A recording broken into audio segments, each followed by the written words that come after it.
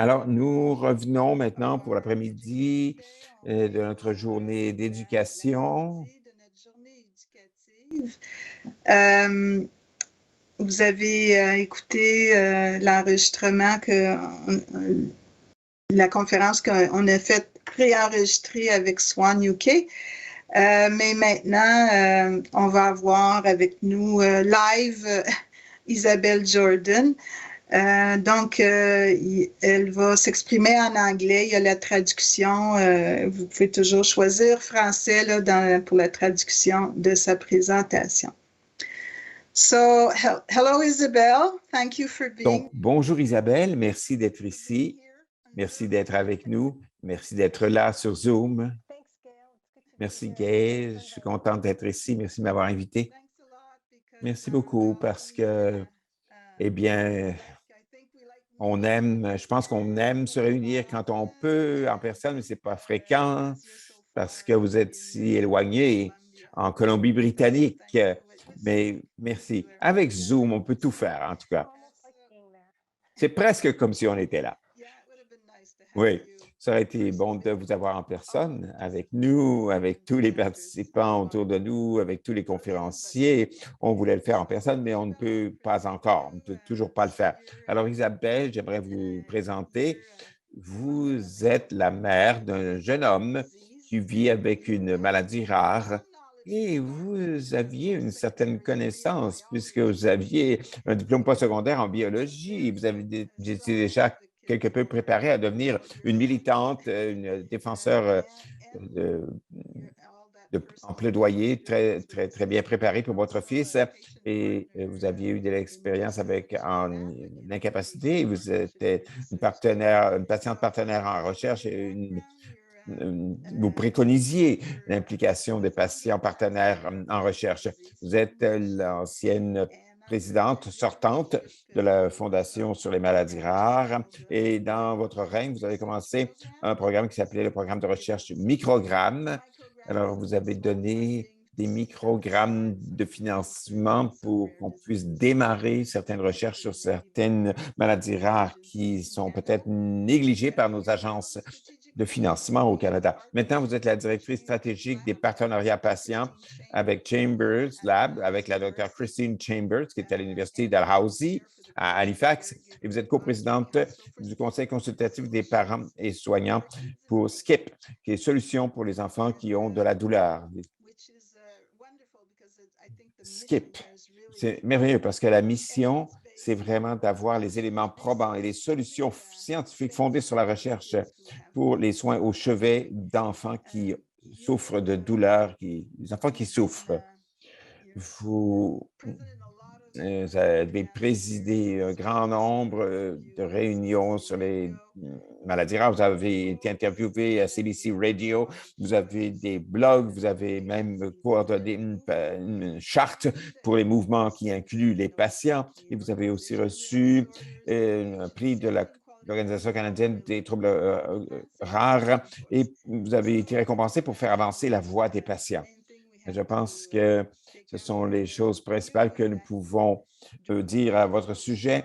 Quand votre leadership et vos guides dans le domaine des soins de santé, de la recherche et des soins de santé ont été là pour appuyer plusieurs pratiques d'engagement des patients et de partenariat bien alignées avec des recherches axées sur les patients. Mais aujourd'hui, vous allez commencer par nous parler de votre cheminement parce que vous avez aussi eu une odyssée diagnostique avec votre fils.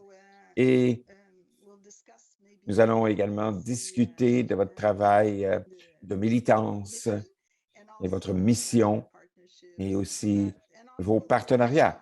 Et nous allons aussi lancer le guide Comment vivre sans diagnostic dans votre fondation qui a été publié sous votre règne à la Fondation sur les maladies rares et vous avez participé à la Fondation. Je vais vous laisser faire votre présentation maintenant.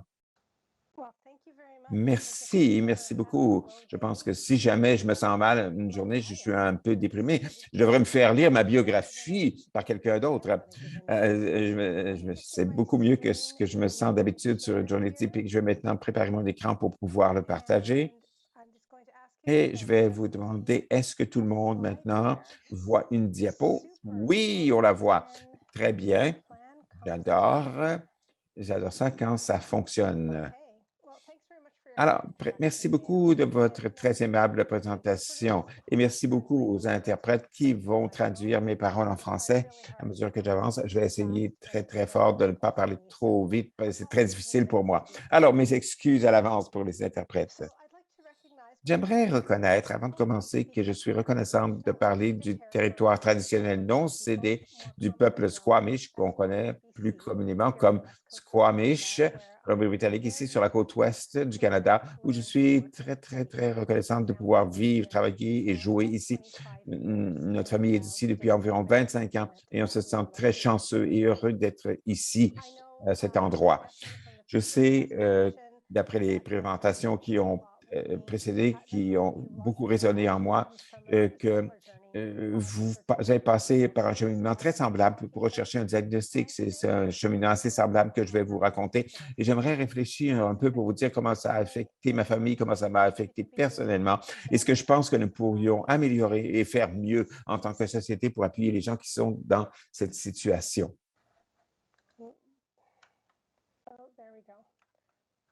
Alors voilà, la diapositive ne se tournait pas pendant un instant. Laissez-moi vous parler un petit peu de moi-même. Cette photo, je suis la femme à droite de l'écran. Je suis la mère de Zach qui est au bas. C'est un incroyable garçon de 20 ans maintenant qui il y avait une fille de 17 ans qui est la sœur, Tyler, mon époux Tyler. Je m'identifie comme un écrivain, un grand fan de science-fiction et la personne qui ne s'est jamais imaginé faire le genre de travail qu'elle fait actuellement. Avant d'avoir des enfants, je faisais du travail de pigiste sous contrat. Si quelqu'un me disait, pouvez-vous rédiger ceci, faire ceci? Je disais, oui, pourquoi pas, je peux essayer de rédiger, de faire ça. J'ai fait aussi un peu de communication scientifique. C'est sûr que j'ai un historique de douleur et des problèmes de santé et de douleur. Quelquefois, on m'a fait trop de sport avec de l'adrénaline, ça me rendait très heureuse, mais à un moment donné, je me suis aperçu qu'à un certain niveau, quand je regarde rétrospectivement, cet engagement envers un emploi de 9 à 5, ça ne fonctionnait pas pour moi. Les choses semblaient toujours être erratiques du côté de ma santé et de mes capacités. J'espérais que cette carrière d'écrivain me comblerait, m'épanouirait en vieillissant, me donnerait le genre de flexibilité dont je croyais avoir besoin pour l'avenir.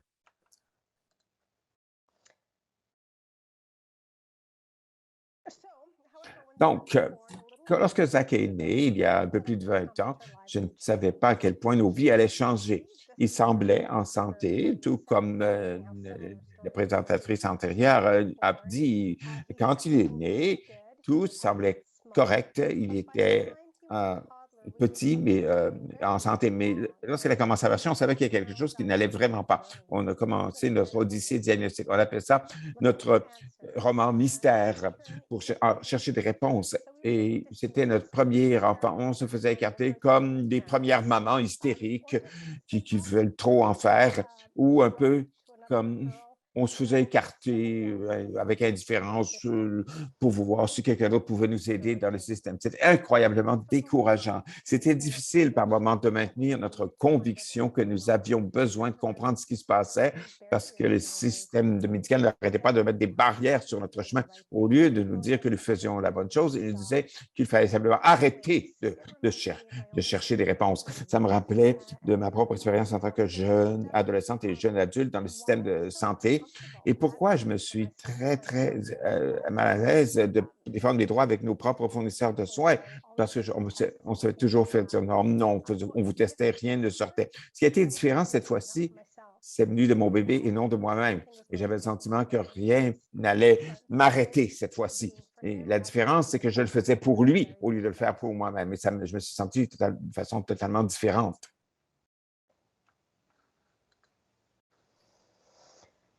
Alors, ça n'a pas continué d'arrêter jusqu'à l'âge d'environ 1 an et demi. Alors, à chaque rendez-vous, on faisait la navette avec toutes sortes de spécialistes. Chaque fois, un orthophoniste, on était allé voir toutes sortes de physiothérapeutes, toutes sortes d'ergothérapeutes. On était dans une petite ville. Il partait tout le temps. Il en avait vu 7 avant d'avoir l'âge de 4 ans. Et je me sentais un petit peu comme si on entrait tranquillement, de plus en plus profondément dans des eaux inconnues. Et on se disait que il va s'améliorer ou tout va s'égaliser parce qu'il y a tellement de personnes qui nous ont dit que ça allait s'améliorer avec le temps. Et au lieu, ça empirait. Il avait besoin davantage d'aide. Il tombait en retard de plus en plus par rapport à ses pairs. Lorsque Zach a atteint l'âge de 4 ans et demi, on a été en rendez-vous de génétique médicale et à ce moment-là, j'avais ce même sentiment que j'avais toujours un sentiment d'anxiété avec mon fils. Je l'avais pour mes propres rendez-vous personnels, cette anxiété, mais c'était encore pire lorsque je prenais des rendez-vous pour Zach. La déception s'amplifiait pour nous. Et pas parce qu'on n'avait pas de diagnostic. Ça va prendre pas beaucoup de temps avant qu'on en ait un, mais pour la première fois, un médecin nous a confirmé qu'on avait raison de regarder qu'il y avait quelque chose de génétique qui comportait tous les défis, qui rassemblait tous les traits de caractère et les traits. Et c'était un grand soulagement d'entendre dire ça parce qu'à un certain niveau, on savait qu'on avait raison de continuer de chercher. Ça nous a validé. Mais c'était aussi un choc parce qu'on avait raison de continuer de chercher. Il y avait vraiment quelque chose qui était là, mais il fallait continuer de chercher. Ce n'était pas de ça qu'on avait besoin. On avait besoin de réponses. On n'en avait pas ces réponses parce que j'ai conclu qu'il y avait quelque chose qui se produisait. Il n'y avait rien qui, par contre, qu'on pouvait diagnostiquer. J'ai appelé ça notre journée de non-diagnostic. On savait qu'il y avait quelque chose, mais on ne pouvait pas savoir quoi. On nous a dit, retournez à la maison, soyez vigilants, parce que probablement, il y aura peut-être des inquiétudes de santé qui allaient arriver, mais on ne pouvait pas dire ce que ça va être. On s'est fait dire, ne surmédicalisez pas Zach, parce que ça, c'est un traumatisme pour lui. Mais assurez-vous qu'on garde un œil vigilant. Mais comment faire ça? Ça a pris 3 ans pour arriver à une réponse approximative qui était satisfaisante, mais frustrante, et ça nous faisait peur. Ça nous faisait vraiment peur de ne pas avoir plus d'informations pour être proactifs sur les soins à lui donner. On était tout seul pour comprendre ce qui était nécessaire ou ce que Zach pourrait avoir besoin dans un avenir qu'on ne pouvait pas prédire. J'avais l'impression qu'on était lancé à la dérive sur un océan. L'année suivante, la famille a navigué l'expérience des maladies rares à travers les soins de santé, les systèmes sociaux, les systèmes d'éducation et avec des infirmières. J'ai été une militante, une chercheure. J'ai fait beaucoup de fichiers Excel, j'envoyais des courriels, j'essayais de résoudre le problème, j'essayais de mettre une équipe autour de nous et pour que les gens voient Zach pour un être humain qu'il est au lieu de voir certains morceaux de lui. Alors, on voulait, c'était pas un objet, il fallait travailler sur lui. Pas moi. C'était tout un travail. Quand je suis devenue la défenseur et l'enseignante de Zach, il a dû se défendre par lui-même dans les systèmes de soins qui trop souvent se voient comme faisant des choses sur lui, pour lui. Et en fait, il faut qu'il fasse des choses avec lui, avec les familles et les soignants, les aidants. Ce travail de plaidoyer pour Zach était très important pour moi et pour mon mari. Pendant tout ce temps où on n'avait pas de diagnostic, on a essayé de naviguer dans ces soins médicaux en espérant qu'on pourrait anticiper ces besoins médicaux urgents sans savoir ce que pourraient être ces besoins ou quelle urgence médicale pourrait surgir, de quoi ça pourrait même avoir l'air. Et j'espère que cette métaphore va bien se traduire en français, mais en anglais, tout d'un coup, l'autre soulier a tombé. Et quand il a atteint l'âge de 6 ans, à son anniversaire de 6 ans, c'est là où on a eu la radiographie. On a trouvé une tumeur incroyablement rare dans sa mâchoire, à un endroit où ils ont même trouvé incroyable que d'habitude, c'est un fibrome dermoplastique, ça se trouve généralement sur la jambe et non pas dans la mâchoire. Est-ce que cette tumeur était reliée à son non-diagnostic? Qui sait? Pas de diagnostic, pas de pronostic. Il est impossible de savoir ce qui peut être lié à quoi. Zach a fini par avoir une chirurgie de 14h30 qui a enlevé son mandibule de l'articulation jusqu'à la 6e molaire et ça a été remplacé par une côte après une trachéotomie pour l'aider à respirer. Il a dû faire une chirurgie à cause de l'enflure. 8 jours après la chirurgie, 14 jours après l'opération, il était prêt à revenir à la maison la veille de Noël. Ces 2 semaines m'ont changé profondément. Il est devenu très clair que sans diagnostic, il serait incroyablement difficile de comprendre pourquoi Zach ne réagissait pas comme ce se fait d'habitude aux médicaments, surtout avec 2 procédures chirurgicales. Sans diagnostic, nous n'avions aucun pouvoir pour plaider auprès du système médical. Donc, que notre connaissance en tant que parents était la chose correcte, à savoir qu'il fallait faire les choses différemment. Ce temps-là a rendu les choses beaucoup plus difficiles pour lui à cause de cette rareté, à cause du manque de diagnostic et parce que personne ne nous écoutait jusqu'à ce qu'il a été essentiellement torturé et que les gens puissent voir à quel point il avait de la douleur. Il a connu des douleurs, des souffrances non nécessaires. Et nous avons tous connu des traumatismes qui auraient pu être évités à cause de cela. Quand nous sommes revenus à la maison, quand il a commencé à guérir ou sans guérir après la chirurgie, ça a été difficile de comprendre ou même de faire en sorte qu'un clinicien rentre en connexion avec nous pour comprendre pourquoi il avait tellement de difficultés avec sa guérison post-chirurgicale. Il n'y avait pas de signe de diagnostic qui pourrait indiquer ce que devrait être son temps de guérison ou ce qu'on pourrait faire pour le raccourcir. On n'avait pas d'expérience antérieure de qui que ce soit pour l'aider. Comme auparavant, nous étions seuls.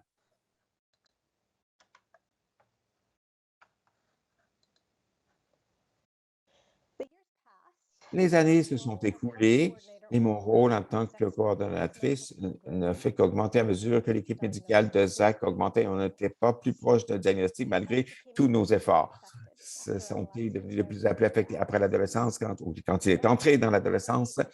J'avais à naviguer dans un système pour avoir des accommodements pour Zach et ses handicaps sans avoir le bénéfice d'aucune véritable explication pourquoi ses besoins étaient là, quel était son pronostic et pourquoi la seule constante dans notre vie, dans sa vie, était le changement. Je suis devenue une chercheuse, comme tellement d'entre nous dans cette situation, une teneuse de registre et une défenseur des droits et une défenseur, quelqu'un qui gardait des dossiers,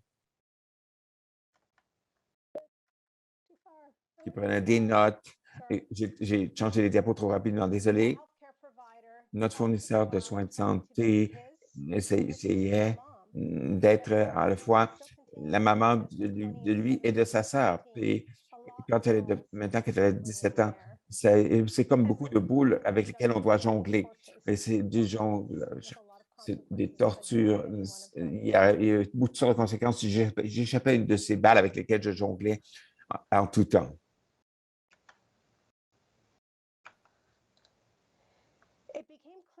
Il est devenu clair que ce dont on avait besoin très tôt en l'absence d'un diagnostic, c'était au moins une communauté d'autres familles qui pourraient nous aider à naviguer dans ces systèmes que nous partagions. C'est à partir de ce besoin que j'ai commencé à m'impliquer avec un groupe de personnes qui sont devenus les fondateurs de la Fondation sur les maladies rancées lorsque Zach avait environ 8 ou 9 ans. Cette communauté nous a donné beaucoup plus de ressources que le système médical. Ensemble, nous avons créé des ressources les uns pour les autres. Nous nous sommes soutenus les uns les autres et nous avons appris les uns des autres. On a vécu dans le monde des maladies ultra rares et non diagnostiquées. On était contents de se trouver les uns les autres. Nous étions des ressources non exploitées pour les systèmes de santé, les systèmes de recherche en santé, avec un corpus collectif de connaissances et nous avions le potentiel d'améliorer les soins pour d'autres. On continuait de parler là-dessus. Comment on pouvait améliorer le système et comment pourrions-vous nous faire en sorte que des choses se produisent?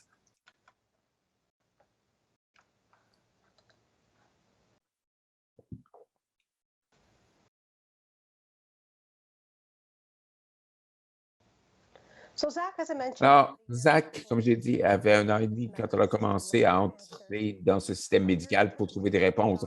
Notre cheminement nous a amené à questionner des docteurs, des infirmières, des fournisseurs de thérapie.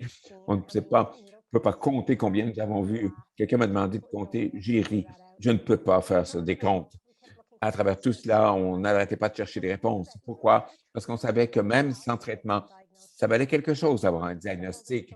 Donc, pour demander des crédits d'impôt, pour invalidité ou avoir des soins à l'école, ou même avoir des conversations avec d'autres dans notre communauté, à l'extérieur de notre communauté de la Fondation, nos voisins habituels, au sujet de la santé. Tout ça serait plus facile avec un diagnostic. On ne savait pas si on y arriverait. Il fallait continuer d'essayer. C'est un problème pour Zach. Il devait continuer d'essayer à 14 lorsque son cardiologue pédiatrique a écarté du revers de la main nos préoccupations parce qu'il a dit à Zach parce que que Zach pouvait continuer à vivre sa vie. Parce que s'il y avait eu une maladie rare, elle aurait été diagnostiquée. Pourquoi il ne pouvait pas sortir de son invalidité et de ses handicaps? Notre persévérance et sa persistance et sa persévérance ont changé les choses. Je vais vous dire, c'est une incroyable personne humaine. On finit par arriver à quelque part. Lorsqu'il a eu 16 ans, on a finalement on a réussi à le diagnostiquer partiellement. Je le dis partiellement. C'est intéressant parce que lorsqu'on a commencé pour la première fois ce cheminement de recherche d'un diagnostic, la pensée scientifique sur les maladies rares était que les éclairs ne frappent qu'une seule fois quand on parle de génétique médicale. On pensait qu'il y avait d'autres diagnostics qui pourraient correspondre à tous les symptômes qu'on voyait chez eux, tous ces défis de santé, et rien ne caractérisant ne pouvait réellement tout expliquer. Cependant, lorsqu'il a eu 16 ans, la réflexion avait changé dans le domaine des maladies rares et dans le monde de la recherche sur les maladies rares. Et je pense que l'étude qu'on a examinée disait qu'à 2 à 7 des personnes qui ont une maladie rare ont plus d'une maladie rare. Alors, les généticiens médicaux ont pris un pas de recul. Isaac a eu le diagnostic du symptôme d'Ehlers-Danlos de type hypermobilité. Il a conclu qu'il avait peut-être quelque chose d'autre qui n'était pas caractérisé à part le Ehlers-Danlos. Et peut-être qu'un jour, on aura un diagnostic pour cette chose également. Alors, jusque-là, je vous ai présenté, j'ai écrit, j'ai fait beaucoup de conférences, j'ai parlé de ce cheminement, je ne sais pas combien de fois, mais cette partie que je vais vous conter, là, c'est juste pour vous. Vous en avez l'exclusivité. Le diagnostic partiel de Zach n'était pas une surprise pour nous.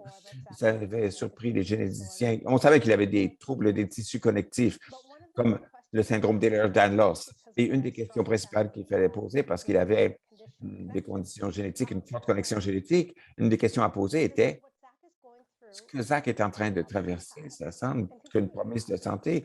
Et la réponse était non, parce que j'ai partagé certaines choses à propos de Zach. Il y avait beaucoup de choses qu'on n'avait pas partagées et qu'on avait décidé qui faisaient partie de ce qui se passait chez lui d'un point de vue génétique. On avait toute une liste. Voici le tournant. Si on conclut qu'il a plus qu'un diagnostic et que l'un d'entre eux, c'est le syndrome d'Ehlers-Danlos, alors ça commence à ressembler pas mal plus comme moi. Quand Zach a reçu son diagnostic, notre médecin a utilisé une échelle de classification internationale pour chercher si le diagnostic convenait. On a apporté ce questionnaire à la maison, on en a parlé à sa sœur, on en a parlé à notre famille, et je n'arrêtais pas de regarder ça. Je ne pouvais pas m'empêcher de voir que je répondais à tous les critères.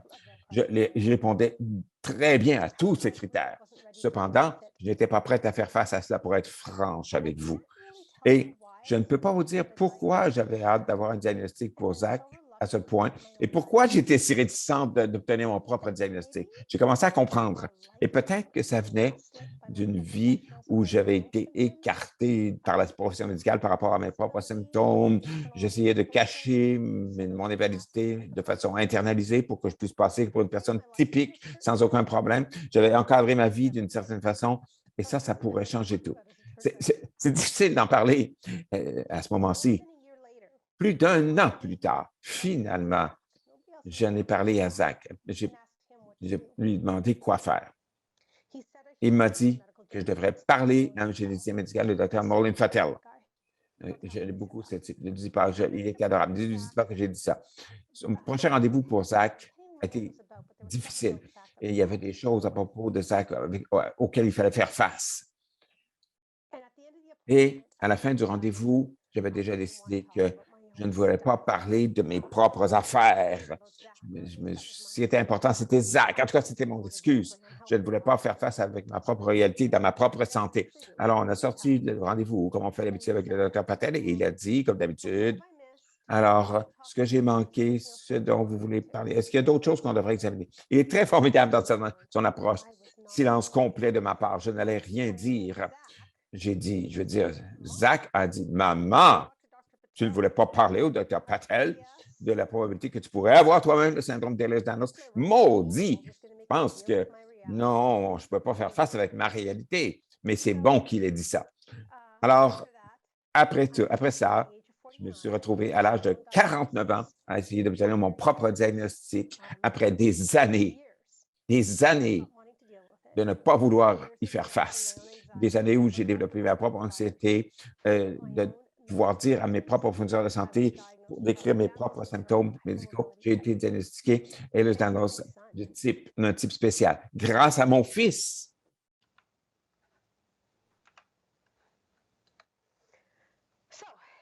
Alors, est-ce que c'est tout? Est-ce que l'histoire est finie? Est-ce que c'est la fin de l'histoire? Non, bien sûr que non. D'abord, il n'y a pas de traitement pour le Ehlers-Danlos. Il n'y a pas beaucoup de traitements, il n'y a pas beaucoup de recherche qui se fait dans ce domaine. Alors, d'un point de vue personnel, d'un point de vue familial, on cherche encore des réponses. Et bien sûr, il y a toute cette question de savoir ce qui se passe avec Zach, avec ce diagnostic qui n'est que partiel. Et quelle surprise médicale pourrait encore nous attendre? Mais au moins, on interagissait avec des systèmes de soins quand on cherchait à avoir de l'accessibilité et des accommodements à l'université. On interagissait avec des établissements universitaires. Zach avait des gouvernements et ça pouvait mettre une boîte autour de ses besoins d'accommodement. Ça, c'était important d'avoir le diagnostic. Mais au-delà de l'expérience de notre famille, au-delà de Zach, au-delà de moi-même, quelle est la leçon? Y a-t-il une leçon à tirer de tout ça? Notre famille, comme tellement d'autres familles, a passé une quantité énorme de temps, beaucoup trop, dans le système médical. Et comme plusieurs personnes qui ont des complexités médicales, on a été à travers plusieurs cliniques, plusieurs spécialités, et même à travers des établissements séparés.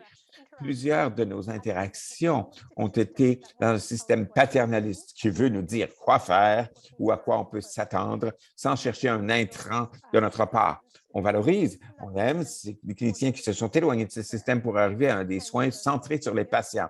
Mais il y a ces autres qui passent encore vers un système de partenariat patient-soignant. On veut travailler avec eux. On se demande pourquoi on ne pourrait pas. Ils ne pourraient pas tous être comme ça. Ça pourrait attirer des chercheurs à chercher des réponses, on pourrait lire là-dessus, on cherche des projets de recherche auxquels on peut participer. Il y a toute une question de largeur et d'expertise parce que les gens qui ont des expériences vécues doivent être écoutés. On les ignorait traditionnellement. Et dans les soins de santé, dans la recherche en soins de santé et en éducation médicale. Pourquoi entrer en partenariat avec des patients? C'est maintenant devenu ma passion personnelle de travailler avec des gens dans les soins de santé et dans la recherche en santé pour aider à intégrer des partenaires patients, des gens qui ont des expériences vécues dans leur travail. De plus en plus, c'est vu comme un type d'expertise qui est absent de la prise de décision quant à la prestation de services en termes de priorité de recherche et dans l'élaboration de politique.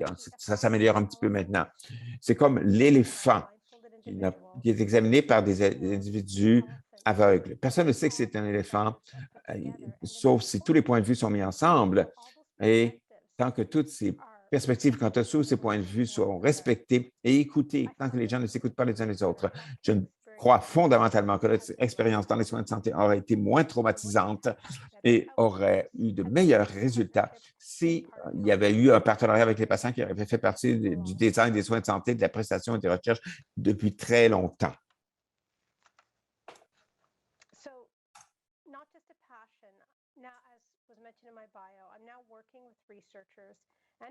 Providers on what it means to partner with patients, how they can work with people with lived experience in an equitable way to improve the work they're doing. Only when this is done well can the system be the best it can be for everyone, not just patients and families, but also providers, because they're in the system too. So finally, I'd like to leave you with the parting words of the incredible Finalement, j'aimerais vous laisser avec les mots incroyables de Aretha Franklin, qui nous dit que ce soit, on parle de soins, des opportunités pour guider le système. Le respect, c'est ce dont nous avons besoin. C'est à quoi on devrait s'attendre. Alors, merci beaucoup de m'avoir laissé partager mon récit, mon histoire, mon témoignage et une partie de mon histoire que je n'ai jamais partagée publiquement auparavant. Alors, merci beaucoup.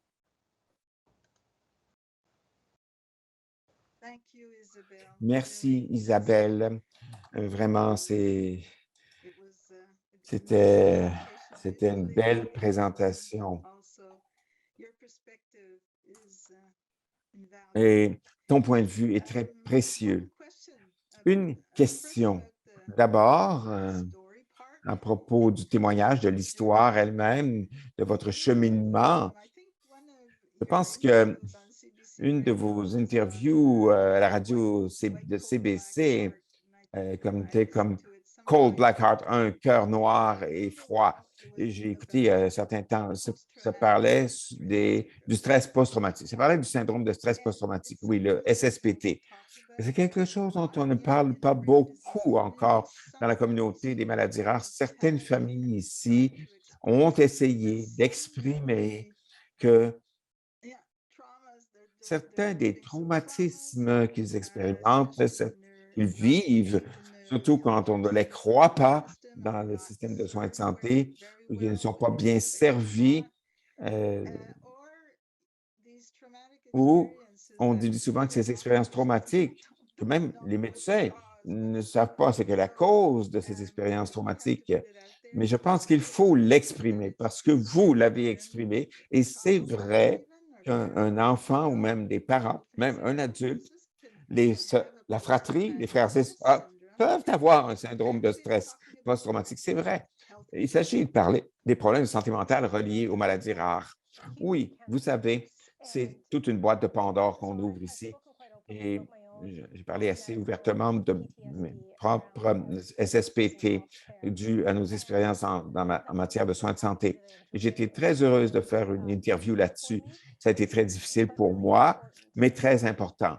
Et c'est quelque chose dont il faut parler parce qu'il y a tellement de personnes parmi nous qui ont des traumatismes causés par le système médical et causés par vos expériences. Et parce qu'on n'en parle pas souvent. Je pensais que le SSPT, c'est quelque chose qu'on aurait si vous êtes un soldat ou un agent de police. Je ne comprenais pas que les expériences que j'ai vécues, c'était du SSPT, du syndrome de stress post-traumatique, mais plutôt, c'était quelque chose qui m'arrivait jusqu'à ce que j'aille voir une thérapeute et elle m'a dit que ce que je connaissais, c'était un syndrome de stress post-traumatique. Parce que je ne savais pas que c'était une possibilité, je n'ai pas cherché d'aide à ce sujet, tant que ce ne serait pas profondément ancré en moi. Et le SSPT, c'est quelque chose, plus vous cherchez, vous attendez, plus vous cherchez de l'aide rapidement, moins ça va rester longtemps avec vous.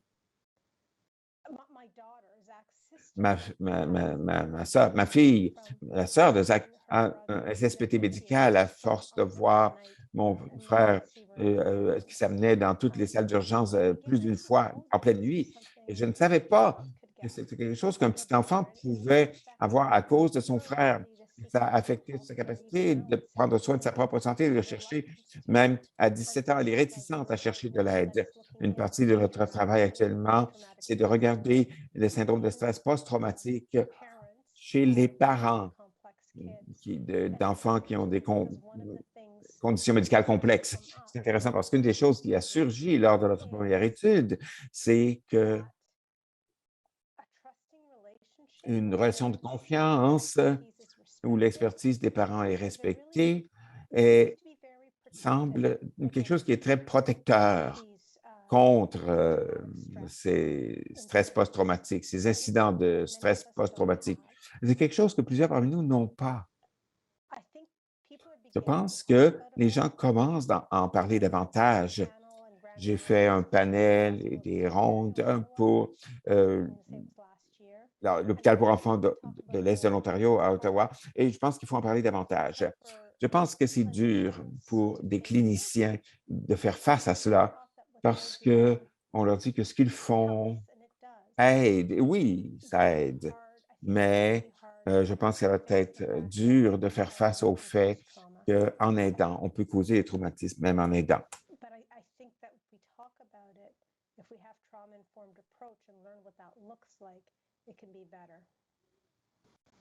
Mais de notre approche, ça peut s'améliorer selon celle que nous choisirons.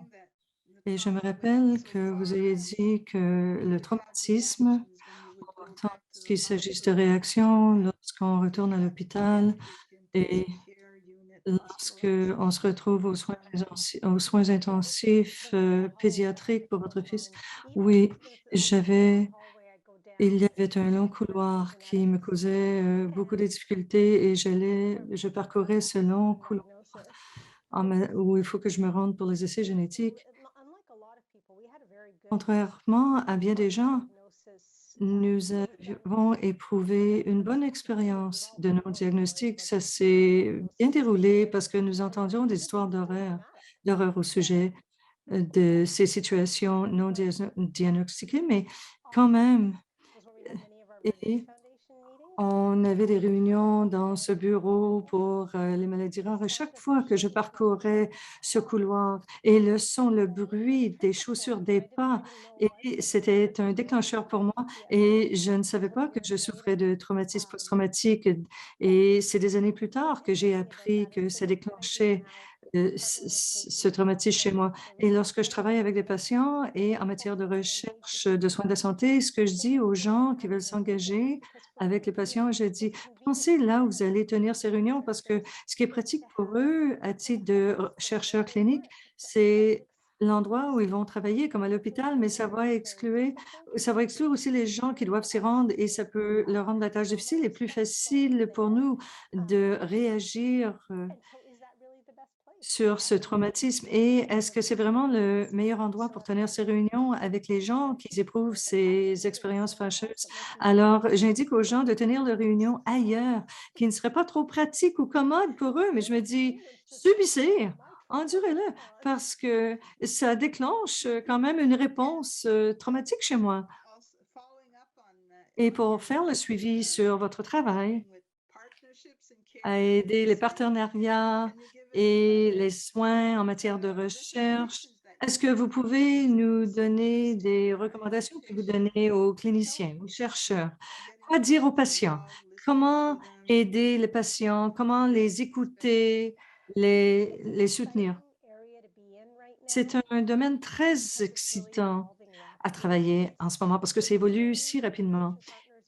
Et les partenaires en matière de recherche, tels les gens comme moi et des dames dans la cinquantaine qui sont plus sécurisés et nous sommes plus faciles avec qui jaser, avec parler en matière de soins de santé.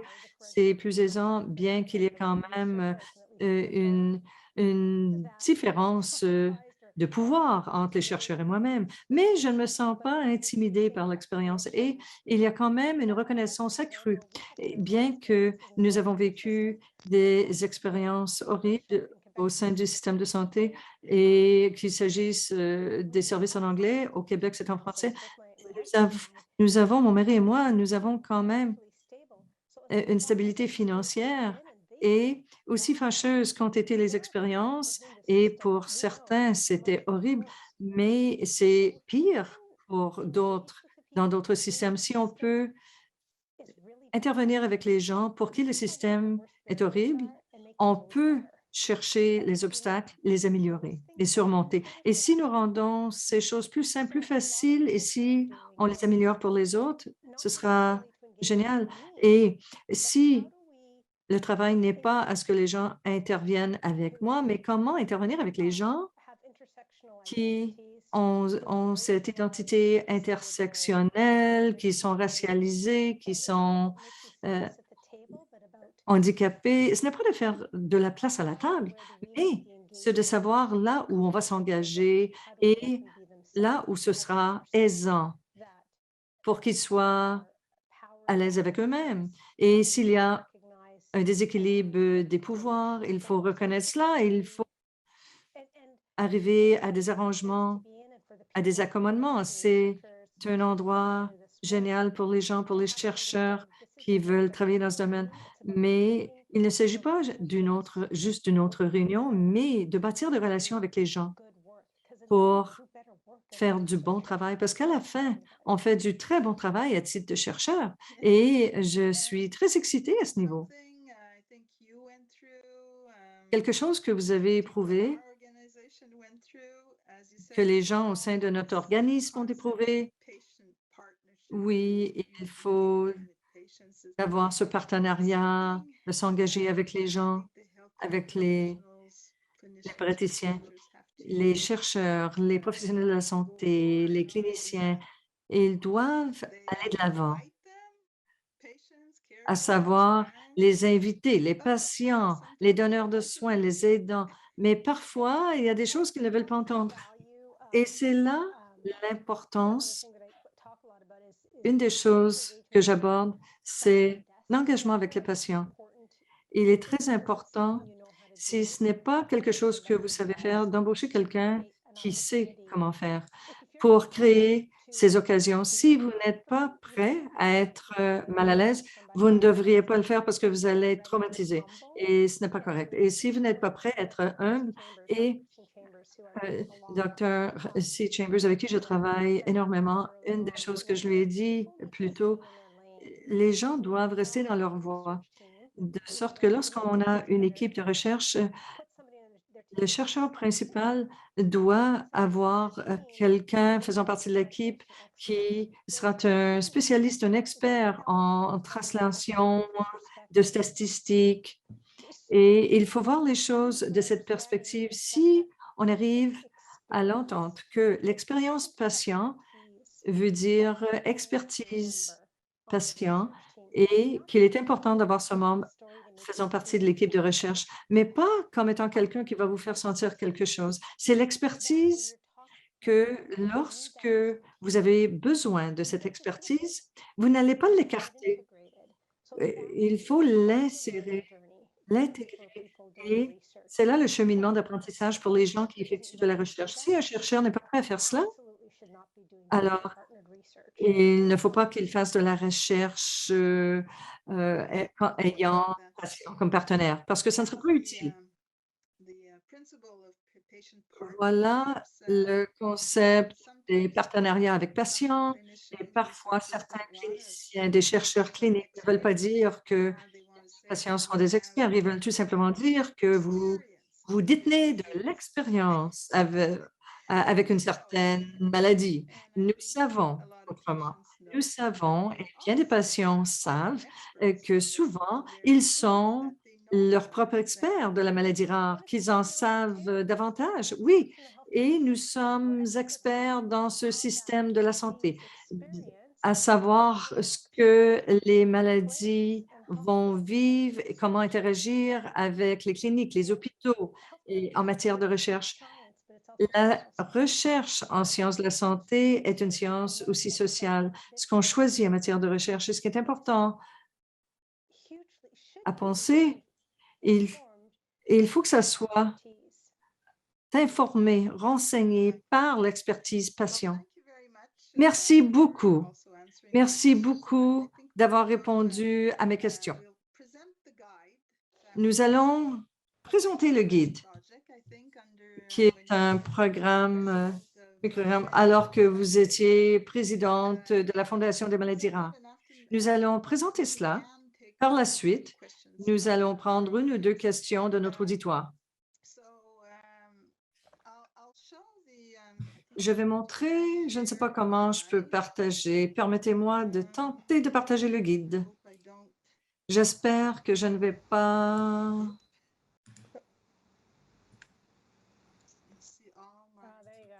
Vous voyez cela?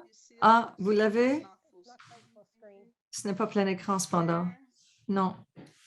Voilà. J'affiche la version en français. C'est ce que nous lançons aujourd'hui. Alors, la Fondation des maladies rares était très généreuse de faire traduire le guide. Vivre sans diagnostic, une feuille de route pour les familles. Vous pouvez le décrire, je vais partager le contenu. Et les micro-subventions fonctionnent de telle façon. Et nous en faisons davantage actuellement. Si vous avez une idée de toute maladie rare ou ce qui a une incidence sur la maladie rare, il s'agit d'une demande de subvention d'une page. Et je crois que c'était les étudiants en études kinétiques. Ils ont créé un guide avec les familles pour aider les gens qui ne sont pas diagnostiqués et connaître leurs besoins. Je dois dire que c'était un des projets les plus intéressants sur lesquels je n'ai jamais travaillé.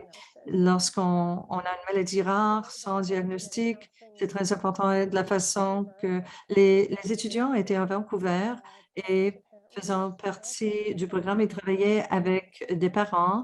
Ils ont mis sur pied des ressources et Ils ont parlé à des parents à cet endroit au sujet de leurs besoins, à savoir quels étaient leurs besoins, ce qu'ils devaient rechercher, est-ce qu'ils manquaient dans leur vie, est-ce qu'ils avaient obtenu les uns des autres alors qu'ils parlaient à d'autres patients faisant partie du réseau. Et ils sont revenus, nous avons eu des citations de leurs entretiens qu'ils ont tenus avec les parents. Et ils sont revenus avec, je crois qu'il y avait 2 ou 3 ébauches avant d'avoir la version finale. Et ils ont ensuite en- entrepris la diffusion au, au plus grand nombre de départements de génétique qu'ils pouvaient retrouver et inviter les gens à ajouter leurs propres renseignements à ce guide.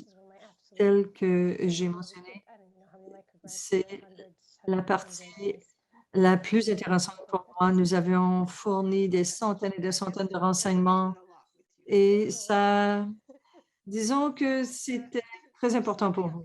Oui. Et je constate votre arrière-plan à la maison. Moi, c'est mon bureau. Il y a des similitudes. Oui, oui, qu'est-ce que je peux dire? Oui, oui, je vois. Ça doit être quelque chose de très commun dans votre coin du pays. Oui, nous avons la table des matières. Nous l'avons traduite.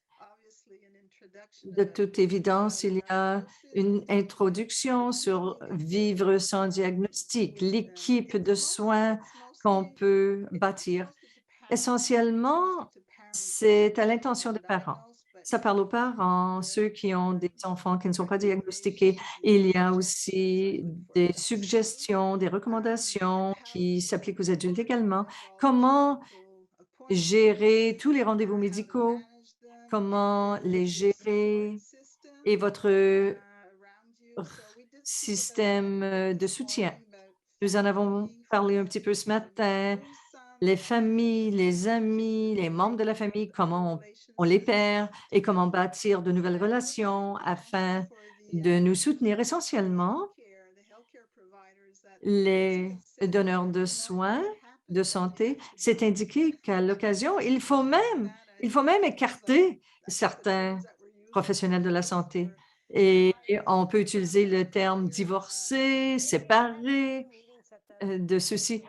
Oui, on a eu quelques réunions au sujet de ces ressources et comment on peut licencier ou congédier notre professionnel de la santé. Oui, et il y a des suggestions du genre. Ensuite, la voie vers le tempowerment. Parfois, en français, il faut utiliser l'anglais. L'empowerment, la responsabilisation. Parfois, il n'y a pas toujours de traduction directe et il y en a une, peut-être que notre interprète va l'utiliser, mais c'est tellement bureaucratique et ça enlève le pouvoir du terme empowerment. Alors, nous l'avons laissé là, empowerment ou responsabilisation, et, et vous en avez parlé. Vous avez parlé de cette phase dans votre parcours et vous êtes arrivé à un certain moment donné où vous avez débuté la maîtrise et de prendre le contrôle pour votre famille, votre fils et pour trouver un diagnostic sur sa maladie. Et comment donner du sens à tout cela? Ensuite, il y a des ressources. La dernière page, comment ce livret a été réalisé. Or, il s'agit d'un guide très beau, incroyable, il est simple. Il y a des citations provenant de familles, beaucoup de citations. Je suis convaincue qu'il y a même une citation de vous-même. J'ai l'impression que je suis là, je m'y retrouve quelque part, oui, dans ce guide. Et ce que j'aimerais dire aux gens avant d'en faire lecture, et ils devraient le lire, ici, cette citation ou ce point, les gens disaient, vous savez, si les gens m'avaient dit à l'avance que j'avais eu ce guide et si les gens m'avaient dit à l'avance euh, comment vivre avec toute cette incertitude, peut-être que j'aurais pu gérer ça différemment et au mieux. Et c'est une des choses que j'ai soutirées de cet ouvrage. Il y a des renseignements factuels, à savoir comment les spécialistes, les cliniciens, les autres professionnels de santé peuvent être perçus ou vont percevoir la maladie et les essais qui sont faits pour expliquer et l'explication de ces tests ou de ces essais. Voici une très belle section au sujet des gens dans votre entourage. Comment bâtir des relations positives et favorables avec votre équipe de soins de santé, votre famille, vos enfants. Encore une fois, on a des citations. Nous retrouvons des réponses qui proviennent probablement de parents. Oui, il y a aussi, oui, tous ces petits conseils et astuces, comment conserver les dossiers médicaux, comment poser des questions aux médecins, le système de soutien dans votre vie avec la famille, les amis. Comment prendre soin de vous, qui est très, très essentiel. Si vous ne pouvez pas prendre soin de vous-même, comment prendre soin des plus jeunes qui ne sont pas diagnostiqués et comment aussi prendre le pouvoir et être responsable. Et c'est très complet. À la fin, il y a ces ressources avec les offres de la Fondation des maladies rares et des autres organismes. Alors voilà. Oui, nous remercions la Fondation des maladies rares pour la traduction de ce document et de l'avoir diffusé. Pour l'instant, il y a un lien sur notre site web et de toute évidence, il sera sur le site web de la Fondation des maladies rares et la version en anglais s'y retrouvera également. Nous sommes très heureux de pouvoir l'offrir aux francophones, non seulement au Québec, mais dans le reste du Canada également. Et je suis ravie, si heureuse qu'il fut traduit en français. C'est quelque chose que je voulais faire ou que je voulais voir depuis longtemps. Merci beaucoup pour cela. Merci à la Fondation des maladies rares.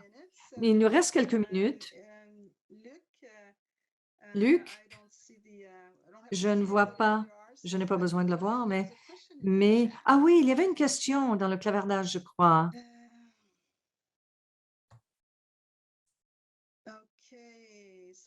D'accord. Quelqu'un me disait pour l'accès universel, il y a bien des gens qui ne constatent pas à quel point les petits changements peuvent avoir une incidence favorable et positive sur tout le monde. En fait, une des choses que j'entends, c'est que tout le monde peut utiliser la rampe, si vous voulez, mais pas tout le monde peut utiliser les escaliers. Et si on surmonte les écueils, les obstacles pour les gens qui vivent les pires obstacles, on peut les retirer pour tout le monde. Il ne faut pas avoir peur de parler et il faut travailler aussi pour les gens qui éprouvent la plus grande difficulté au sein du système pour améliorer les choses pour tout le monde. Oui, c'est très sage. Même s'il s'agit de petits changements, ils peuvent avoir une grande incidence sur les autres et sur les gens collectivement. Y a-t-il d'autres questions ici? D'accord. Alors, on n'en a plus. Nous allons prendre un autre 5 minutes de pause parce que ces réunions Zoom sont très longue. Et un samedi, là où je suis au Québec, il fait soleil, c'est très ensoleillé aujourd'hui. Ensuite, nous avons un atelier qui sera en fait sur le soutien, comment obtenir le soutien et comment naviguer cette odyssée diagnostique. Et nos deux animatrices et modératrices pour le guide, ils ont reçu le guide à l'avance. C'était génial et nous pouvons partir avec ces idées sur le guide. Merci énormément, Isabelle. Un jour, nous aurons l'occasion et le plaisir de vous voir en présentiel au Québec. Un jour, nous reverrons des gens en personne. Merci encore de m'avoir invité. Grand merci aux interprètes et j'espère que je n'ai pas parlé trop vite. Je ne crois pas. Je suis convaincue que ça s'est bien déroulé. Merci beaucoup.